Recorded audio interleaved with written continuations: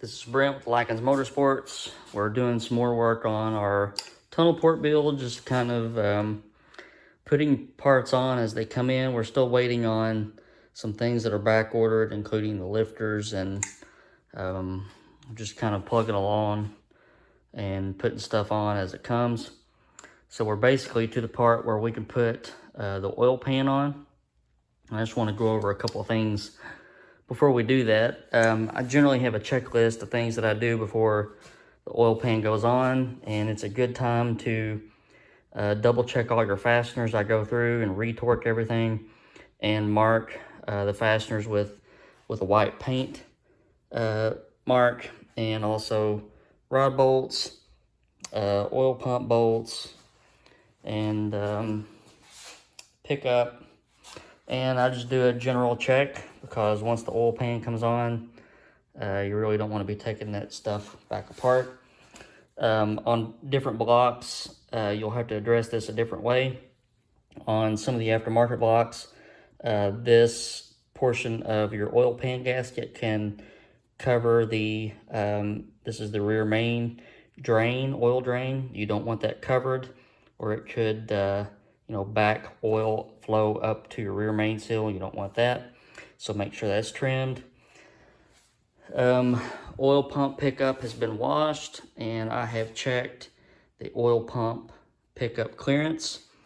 I generally just lay a straight edge across and then measure with the gasket on there to the top, and then compare that to what I have in the oil pan. This one came up to be 7/16 of an inch. I generally like to see around 3/8 to 7/16, so we're in good shape here. But yeah, just give it a general once over, and that extends to the oil pan. This is a Canton deep sump, front sump, and what I do is take it apart and just look everything over real well. Like that was a little piece of fuzz from where I cleaned it earlier. But just clean and make sure everything's good. And then what I'll do is I'll put this little tray back in there and screw those down with some Loctite on the screws. So I'm going to go ahead and do that. And the next portion will be putting the oil pan on.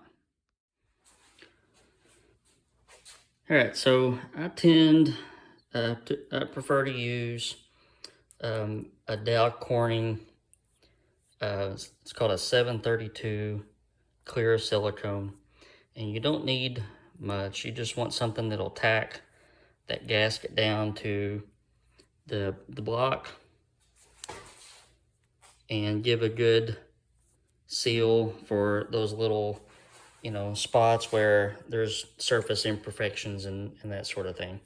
A lot of guys have different ways of doing this. As long as it works, I don't really care. But this is what has worked for me for a very long time. And I just want almost just a paint layer, thin coating of the silicone on the pan rail. And I've already got my bolts laid out and checked bolt alignment to make sure everything is fits. Sometimes you get some oil pans that don't want to cooperate, and you've got to wire the holes out or do this or do that, but I've already checked all that out. I've got the washers on my bolts, and after this I can just set my oil pan gasket down and grab that.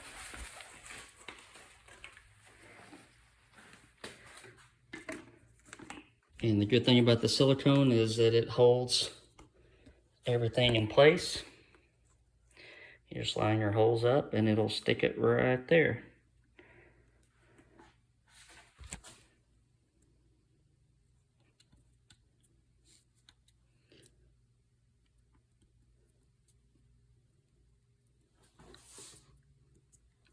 So this silicone is really easy to work with. I've been using it for a very long time. It's FE proof. It's FE intake gasket proof. And that's very important in my book. But once you're, oh, here's another thing. Sometimes if you use a different fastener or a washer under your rear main cap bolt, it will stick up above the gasket and you'll need to cut that out. So I'm going to go ahead and trim those out next. And then I'm going to put another layer of silicone on top, and then I'm going to bolt my oil pan down. Okay, so we got our oil pan on. Got a stainless fastener kit. The ARP stainless stuff is too expensive for what I think it's worth. So I go with a stainless fastener kit from this company called Alloy Bolts. And bolts is spelt with a Z. And you pay 50 or 60 bucks for a complete external fastener kit, which is really nice. But you don't want to zip everything down so tight that you screw your gasket up, but just apply a nice even pressure, torque, whatever you want to call it. But the pan's bolted on. I do not use a windage tray.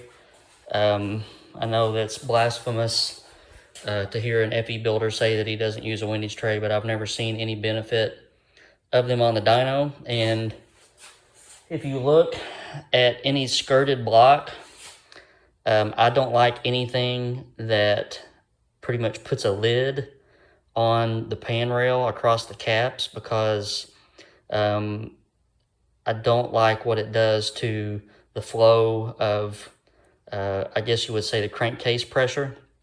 If you look at modern skirted engine blocks, such as your LS and your modular Fords, take a look, next time you see one, take a look at the holes in the block bulkheads. They're usually a big old hole, usually an oval or a hole, and that's to equalize crankcase pressure in between cylinders. And if you put a lid on an FE block that's not drilled like that, sometimes I do drill my blocks like that, not this one, I think that it doesn't lend itself to any benefit whatsoever. So I don't use windage trays for that reason. And never seen where they made more horsepower on the dyno. All my money is on a deep sump pan.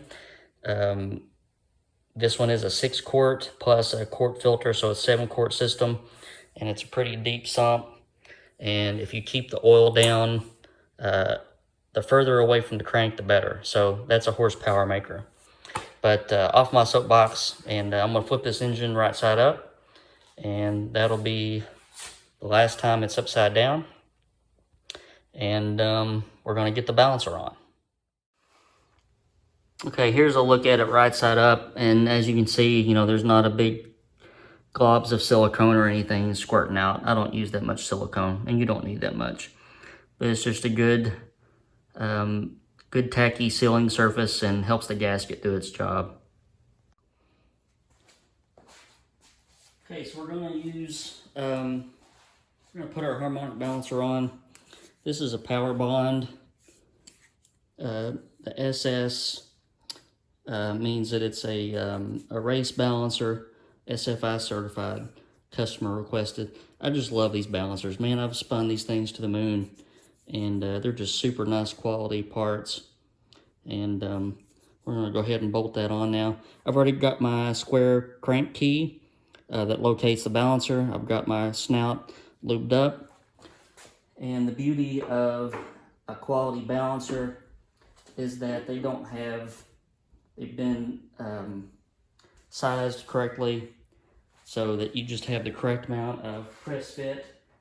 You don't want to tear stuff up putting these on. The FE and most Fords are blessed in the fact that they use a 5/8 balancer bolt. And if you have the right amount of press fit, you can pretty much just walk these things on with a ratchet, which I'm going to do now. So this is an ARP balancer bolt.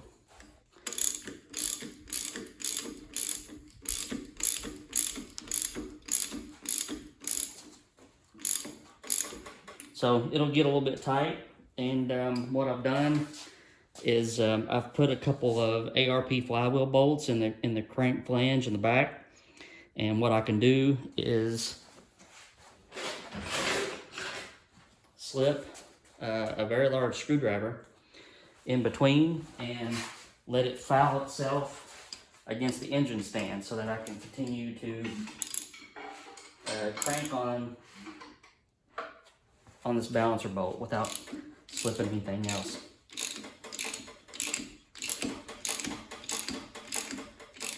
You can hear the trap doors in that Canton pan flopping around. Alright, so I'm not going to burden you with this. I'm going to go ahead and get this on here. This bolt I torqued to 130 pound-feet of torque with ARP lube on it. And then we'll get into double checking putting our pointer on and double checking our balancer marks. Okay, so our balancer is on and the bolt's torqued. And what we're going to do now is we're going to try and find, we're not going to try, we're going to do it. I don't know why I said try, but we're going to make sure that the pointer points at 0 when the piston is at true top dead center. If I would have been a smart man, I would have done this with the head off, but I'm not always a smart man. So fortunately, they make tools to do that with, and it's an in-head top dead center tool. Piston stop, so that screws into your spark plug. I don't know what that is on my finger. Get off.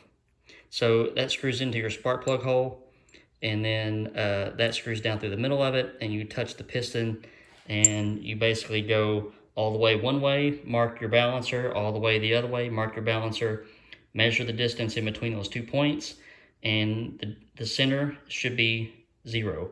If it's not, then you have to move your pointer one way or the other. So I'm gonna do that now. Okay, so here's our results. So if I go all the way to one direction and then all the way to the other direction, here's my 2 marks. As you can see, we're about, I don't know, I'd say probably 2 degrees off from where we need to be.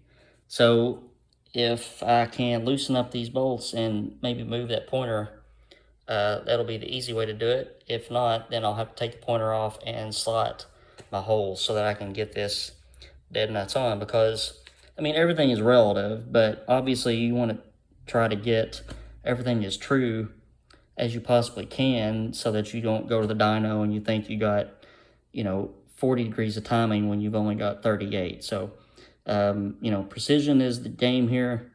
And, if you're going to do something, take the time and do it right. So, the reason this is happening is just probably a tolerance stack again. So, we've got 3 different pieces in play here. We got the crank, we've got the balancer, and we got the pointer, and we'll just make it right. Okay, so for the distributor we're going to use, I gave the customer a choice on if he wanted an MSD or something that looked a little bit more factory appearing. He chose the MSD, and that's fine with me. They are much easier to recurve and reset. And I can already get them with a steel distributor gear, which you need to use for a billet cam. I don't like the traditional red, so I always buy replacement cap in black.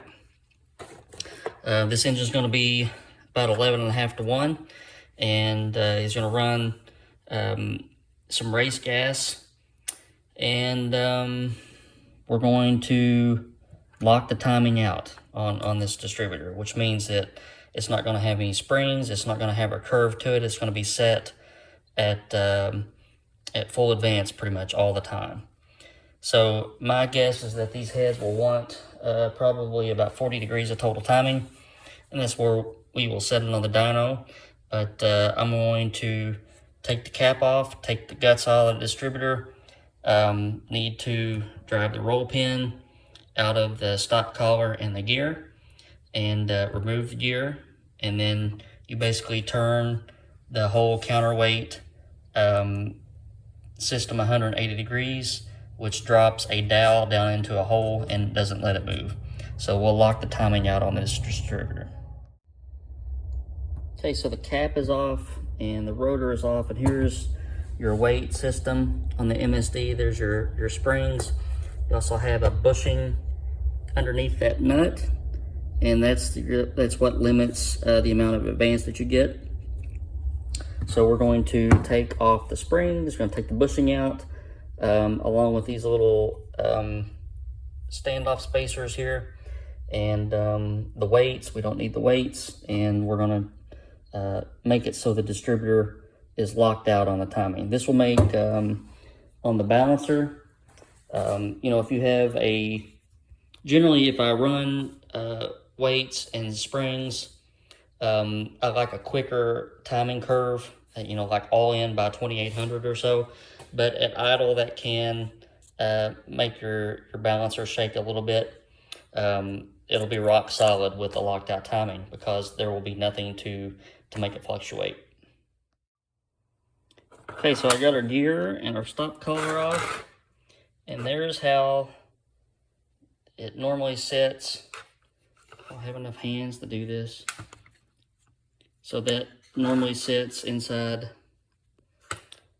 that slot, but what we're going to do is we're going to flip it 180 degrees and get it in that hole, and then push the entire shaft back in there.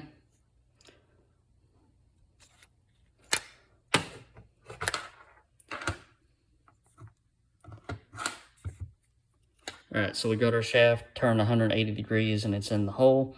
I'll put our little washer and nut back on, and then we'll get our stop collar and gear back on. So I got our stop collar and the pin back on. I'm not even going to attempt to line up the holes on this gear and the shaft. It's press fit, and I'm just going to turn this 90 degrees, get this on here, and if you remember my video about Ford distributors, there is a dimension that you have to hold from underneath this flange to the bottom of the gear, and I'll drive it on and get to that spec as 3 inches and 45 thousandths to 3 inches and 50 thousandths, and then once it's on there, I'll drill a hole and put my roll pin back in. Alright, so here's our finished product. Got the gear on. The measurement came right in at, I think it actually said 3046, which is excellent.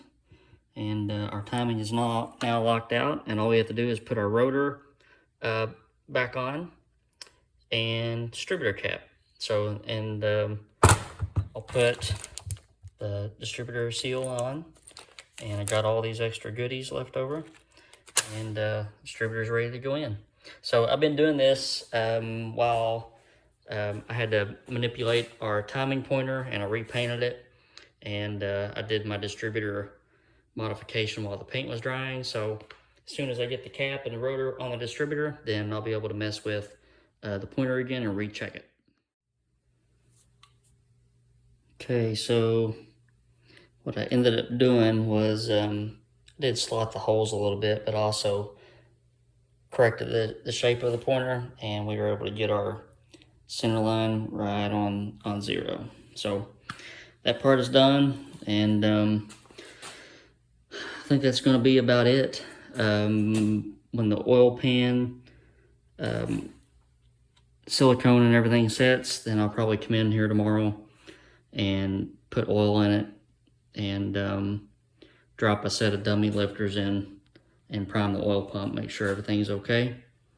But otherwise, we're waiting on lifters, and I did get valve covers in. He went with a set of chrome pent roofs, and I got the alternator in, and we don't like much.